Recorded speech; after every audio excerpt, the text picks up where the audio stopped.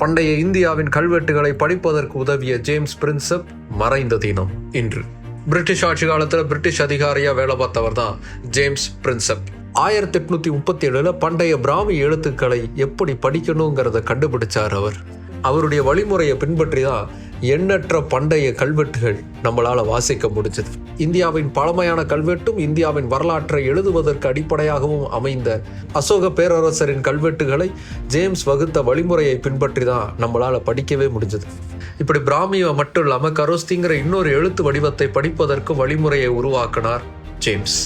பெங்காலில் journal of the Asiatic சொசைட்டியை அவர் தொடங்கினார். அது மட்டும் இல்லாமல் இந்திய மொழிகளில் தலை சிறந்து விளங்கிய ஆய்வாளர்களையும் தன்னுடன் சேர்த்து தன்னுடைய ஆய்வை இன்னும் மெருகேற்றியவர் ஜேம்ஸ். இப்படி இந்தியாவின் கல்வெட்டுகளை படித்து இந்தியாவின் வரலாற்றை மீட்டெடுப்பதற்கு உதவிய ஜேம்ஸ் பிரின்சப் 1840 வருடம் தன்னுடைய 41வது வயதில் மறைந்த தினம் இன்று.